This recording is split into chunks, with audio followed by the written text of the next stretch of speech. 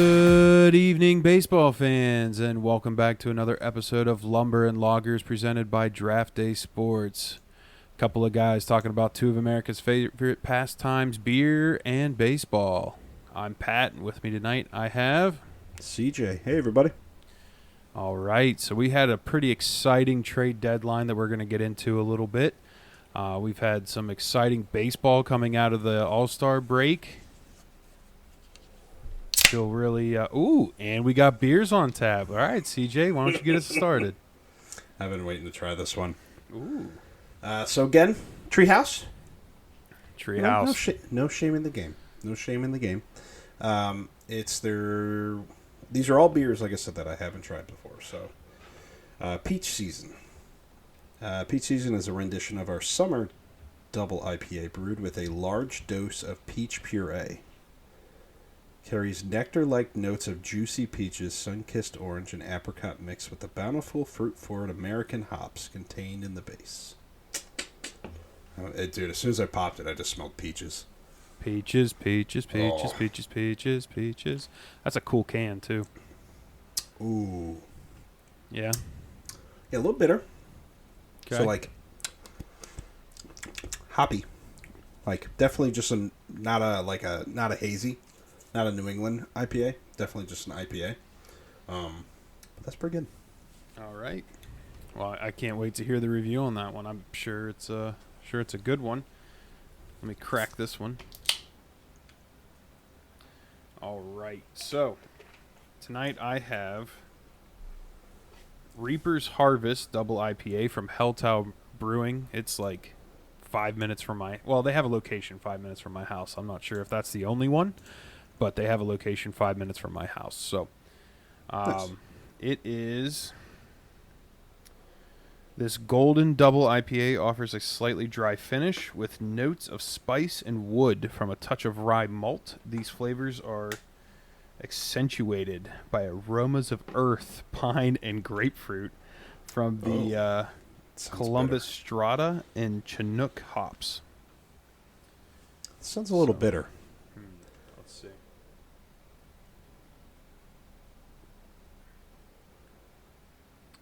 Definitely a little bitter. I don't know. We'll see. I'll keep sipping on it. We'll see how it goes. But they're like 5 minutes from our house, and I've been to the brewery before, but I don't think I've never had their Reaper's Harvest. So I was excited to try that. All right, CJ, let's get into some news from around the league, and then we'll get into the deadline. Do you want sad or happy news? Let's start with the sad, and then we'll get into the happy. The sad news. One of the faces of baseball for a long time, Mike Trout, out for season, another torn meniscus. Yep. So, No, poor not guy. good. Not good. He is. I know, like, he had been labeled with an injury bug earlier in his career, and it kind of went away there for a little bit. He had some good years, but he's starting to get hit with the injury bug again. So it's sad. I mean, it's kind of like hard, like me, injury bug, injury prone. I look at it as like pulled muscles kind of thing. Okay. Right? Yeah. Where like ligaments. I mean, yeah, there are stuff that you can do like strengthen your ACL, right? Workouts like that, but your meniscus, that's just it's just a weird turn in the knee, and you can tear it. So Not much you can do for that. It just yeah, happens. yeah, it's just wear and tear at that point. He's getting weaker from carrying the team on his back. I believe that he should Yeah. have a lawsuit against the Angels. Good news, though. Jackson Yeah. Holliday is back in the league, and he hit a grand slam for his first professional home run. Salami. Yeah, so that was very exciting. I know he started heating back up in the minors, so they were able to bring him back up, and hopefully he'll be able to make an impact for them. He only went 1 for 5. Okay. Only one strikeout though, but grand slam. That's pretty nice. That's promising. Get that pop right. I mean, a lot of people thought that he was going to get traded at the deadline, so the fact that didn't happen kind of shows their confidence in him to bounce back. I mean, if you didn't believe him to bounce back, then you'd be more willing to trade him. So, Right. I think he's that's still so young. It's so Yeah. hard to give up on someone that Right. young. so. But Okay, good well news. let's get into some of the big trades that happened at the deadline. I think there were some big trades, and then there were a lot of trades that didn't happen that people thought were going to happen. Like Garrett Crochet stayed in Chicago with the White Sox. Luis Roberts stayed with Chicago. Vlad Guerrero and Bo Bichette both stayed in Toronto. They didn't get moved. Tarek Skubal stayed in Detroit. He didn't get moved. Nobody traded for Mason Miller from the Oakland A's. So Surprising. yeah, there were some moves that didn't happen that I thought were almost more surprising than the moves that did happen. Yep. Although I yeah. didn't expect what Cardinals did. No, so there was an article that came out from the MLB talking about the 12 most impactful deals of the 24 deadline, and the most impactful one was the deal that the Cardinals made. So the Cardinals made a 3-way deal with it was the Cardinals, the White Sox, and the Dodgers all involved in a trade. And the Cardinals ended up coming out of the trade with Eric Fedde and Tommy Pham. So Tommy Pham came back to the Cardinals. Eric Fedde had a really good year. He's reinvented himself from he went to Korea to pitch for a year and came back and has looked really good. He's 7-4 with a 3.11 ERA. 3.11 ERA. So he's having a really good year. So that On the that was White a big Sox. on the White Sox too. To be 7-4 on a team that's now no spoilers. I won't say how many games they've lost in a row, but it's a lot. So for him to be 7-4, that's pretty impressive. The Dodgers came away with Tommy Edman from the Cardinals, Michael Kopech from the White Sox, and a prospect, which I believe they got the Cardinals prospect, which was, I don't think anybody special. I think he was a young, very young player. Like I don't. We won't know how that turns out for a long time, but He'll be an all-star. probably. Tommy Edman has not played a single inning yet this year in Major League Baseball. He's had a lot of setbacks with a wrist surgery that he had in the offseason. So he's been – I'll be curious to see if he can make it to the field. It feels a lot like when we traded Harrison Bader when he was hurt. I think he did come back towards the end of the season, but it'll be interesting to see how that pans out.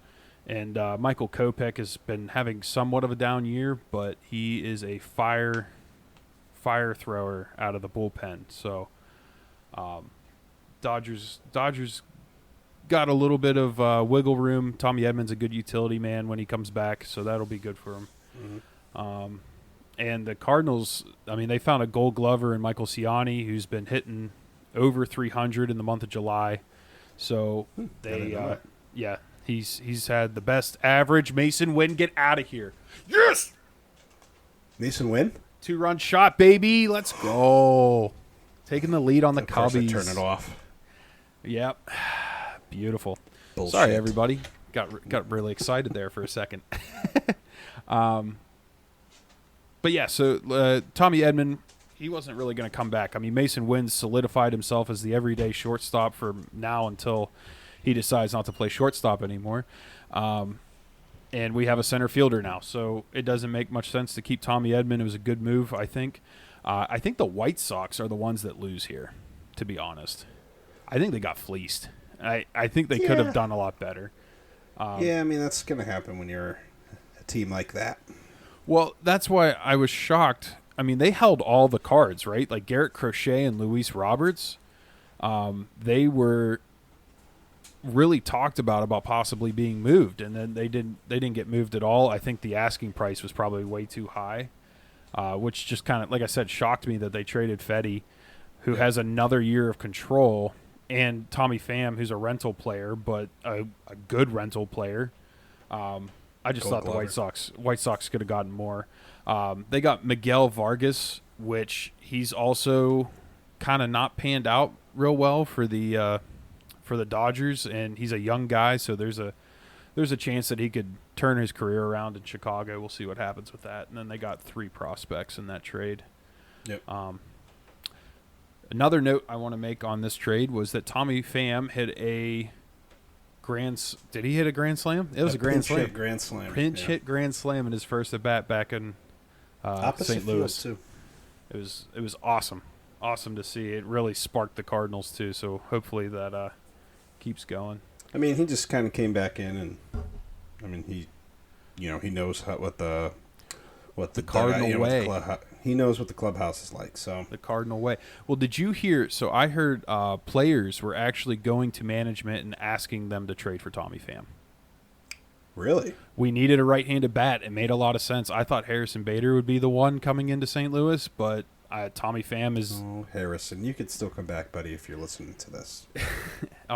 He's an every week listener, I'm sure. But yeah, so that was a good trade by the Cardinals. I think we'll see Eric Fetty pitch tomorrow. Nice. You want to get into the next one? Yeah, I hit some. Looks like it did. So the other big one was Jazz Chisholm moved from the Marlins. He went to the Yankees, which, just another star going to the Yankees. But what I didn't know is that when Soto and Judge aren't hitting, the other 7 spots are a bottom third unit. Oh, yeah, they're terrible. They're the new Angels. People are comparing them to the new Shohei Trout. Like, they can't play. Those two are all-stars, out of the world, out of this world, crazy good. And then everybody else sucks. So he hasn't really had, he's on the cover of MLB The Show, but he's not really had a star year. Definitely down a little bit, but he came in. He's hitting right now. Yeah. It's amazing what some protection in the lineup, and I know Jazz has had an attitude problem in Miami. Like, he doesn't want to be the leader of the clubhouse, man. He just wants to do his thing, be as loud as he wants to be, and as showboaty as he wants to be. He doesn't want to be a leader, and he doesn't have to be in New York, and he's got protection in that lineup. So he could be a good. I mean, he's an electric player when he's hitting. So I mean, we've seen him here for a few years now, and he's good. But baseball, you up and down, right? Right. It's the 0.00001% of players that are just consistent. The Hall of Famers. Albert, A-Rod, the Babe. Yeah, even Matt Carpenter had a MVP caliber season, but he wasn't able to do that for a long time. So he won't go down as, anything special. Whereas like Albert Pujols, Aaron Judge now. Oh, yeah. Dude, Shohei Ohtani. Yeah, these guys, if you do it year after year after year for 10 years, I don't know then you're something special, I mean, being 6'7" and 260 pounds helps, but because you don't really have to catch all the ball on the bat. But another trade. So the Dodgers acquired Jack Flaherty, which I said that Jack Flaherty would get traded. I just thought it was going to be back to the Orioles. He did not get to. He went to the Dodgers instead, and they gave up 2 prospects for Flaherty. Flaherty's got a 2.95 ERA. He's been good, man. He's been Massive good. strikeout rate jump. Yeah, he's been striking out a lot of people too. And a drop in his walk rate. Where was this in St. Louis? I mean, he was really good in St. Louis, and then it was just the year that we traded him. He was struggling.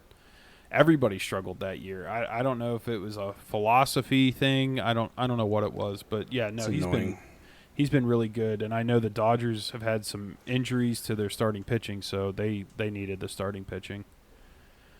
Could you imagine playing the Dodgers in October and facing Jack Flaherty? He's gonna be fired up, man. He dealt against us earlier this year. Perfect. Oh yeah, he had 12 strikeouts, didn't he? Yeah. So that was another big trade. That is true. Mariners went out and got a big bat and Randy Arozarena from the Tampa Bay Rays. They got 2 prospects and a player to be named later, which somehow the Tampa Bay Rays always turn that into gold. Like, that's what Randy Arozarena was. He was just a prospect that the Cardinals kind of threw to the side, and now they're trading him away for 2 more of those guys. So they'll probably pan out to be all-stars because Tampa does their homework, man. But so that was a big trade for the Mariners. They've been struggling so much offensively, and hopefully Randy Rosarina can bring them a little bit more offense because their pitching has been really good. But now, what the AL West is very competitive. You have Houston is now tied for first place with Seattle, and Houston was terrible to start the season. They were real bad. And then the Texas Rangers have been going on a bit of a tear. They're kind of faltered a little bit. They just lost the series against the Cardinals. So they're 4.5 games back from Houston and the Mariners, but the AL West has been kind of turned on its head. Seattle seemed to have a pretty good lead on it, but it's the offense, man. The pitching can only do so much. I don't mind that. Let's see here. I was just kind of looking through the other big trades here.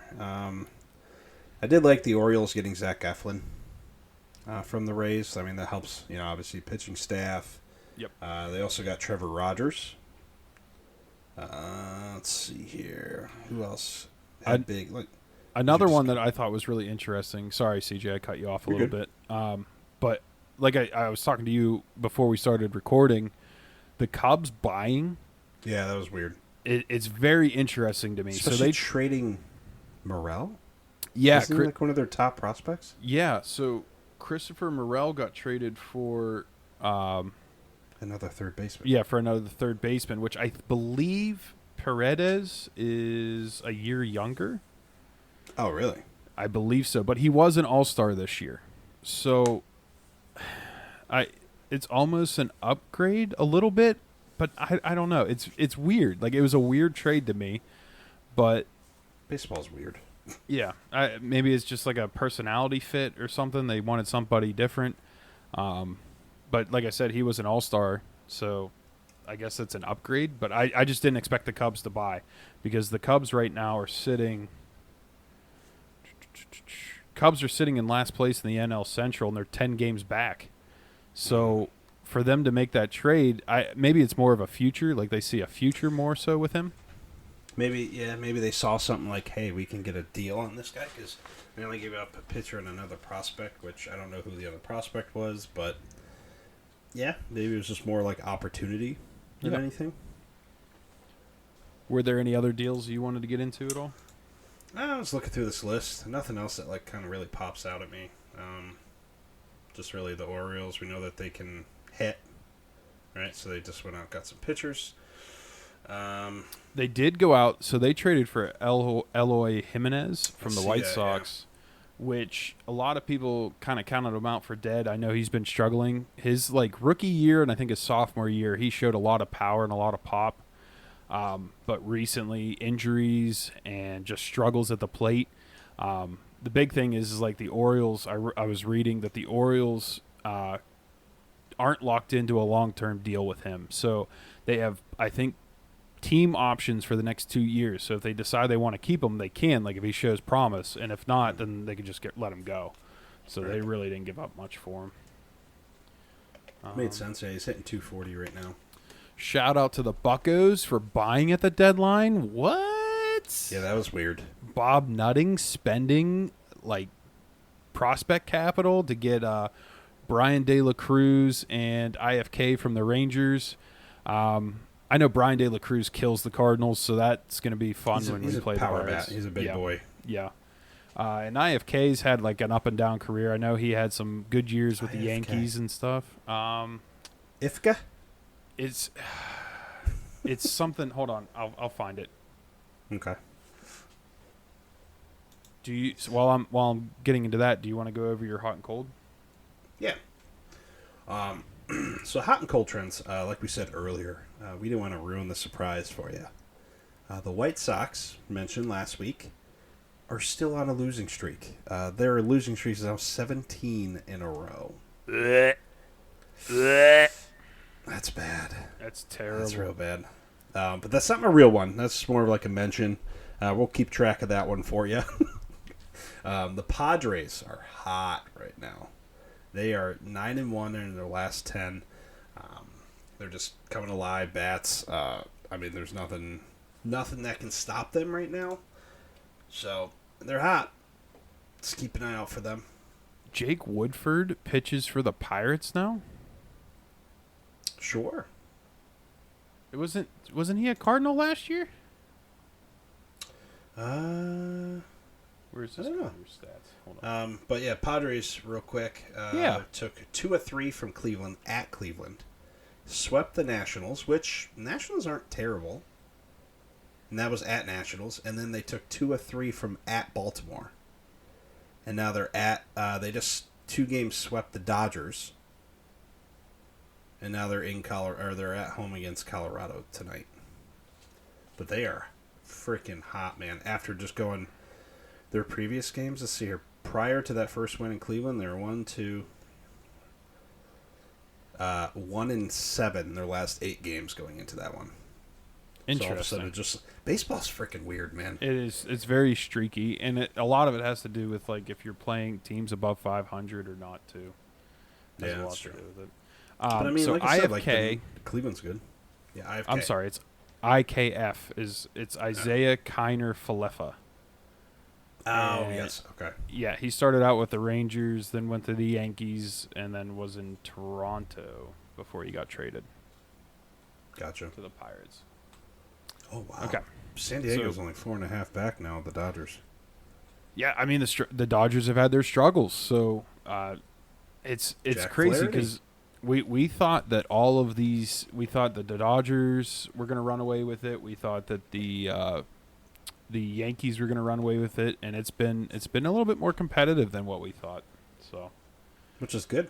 yeah, competitive baseball is It'll fun be to good watch. It'll be a good playoff. My hot team right now is also, I didn't even realize this when I picked them, is also in the NL West. It is the Diamondbacks. So the Diamondbacks have been roaring back. They're 7-3 in their last 10. Not roaring. It's hissing. Oh, sorry.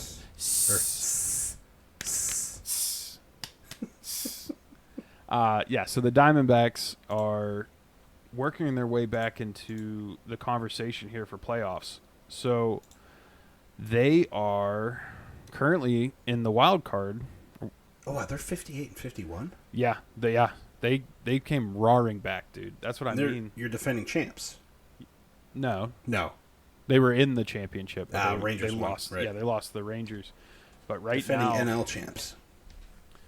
they are sitting in the wild card spot. So yeah, the 7-3 Diamondbacks are a red hot team right now. You don't want to be playing them. They've won 3 in a row. So Look at the Central. Look at the last 10 for the Central. Oh, it's bad. 5-5. It's bad. Yeah, they've all been kind of, and that's the good thing is that like the Brewers have been sputtering, so that means that the Cardinals and Pirates have a chance to maybe catch them here. Ooh, Gray's back out there. Makes sense. It's only at 77. Oh, we got another Sorry. run. Watching baseball on a baseball podcast. I mean, come on. What more can you want? Got another run in that inning too, so we're up 2. Love it. So that's going off of my hot team. There's a certain snake that has been laying the lumber of recently. Eugenio Suarez is hitting .435 with 4 home runs, 8 RBIs, and has a 1.481 OPS. So he's been laying the lumber as of late, and that's I'm sure he's helping push the Diamondbacks up into the wild card conversation. So my laying the lumber, I was gonna go Aaron Judge again. The dude, I mean, I think he's just gonna lay the lumber the rest of the year. He is hitting currently, just give you a quick rundown, .458 in 24 plate appearances, 11 hits, 4 home runs, 10 RBIs, 7 walks too. And he's just mashing the ball, man. He's hitting .316 right now. I know he wasn't going to be my hot or cold, but also Jazz Chisholm. We mentioned him in the big trade. He came in. He has .364 since the last 7, 8 runs, 4 home runs, 8 RBIs, 2 stolen bases. So he has definitely come alive into that new pressure-packed New York. Yep. It's always tough to go there and play. But yeah, so I found the stat. I saved it. This season, MLB rank. So not just AL. Home runs, first 39. RBIs, first 99. WAR 7.2, first. On base is first 446. Slugging 696. OPS 1142. Extra base hits 65. Total bases 263. All firsts in the MLB. That's crazy. Dude, that's my player stats. He needs to get his average up so he can win the Triple Crown. Yeah, I mean, he's not far. He's 316 hitting. And Well, when you're that and you're striking out that much, because he does have 8 strikeouts in the last 7 games. So that's strikeout a game, right? A little weird, but yeah, dude, that's nuts. Bobby Witt is also... He is flaming hot, dude. He is hitting 350. He's so fast. He's had 437 at bats, which puts him right up there with like the most at bats. But he's hitting 350? Hitting not just in the last 7? No, he's hitting 350. Yeah. And he's got 20 home runs, only 78 RBIs. He's got 10 triples. Is he a leadoff hitter? I don't know that. I don't know where he hits in their lineup. I'll look that up. Keep talking about him. Okay.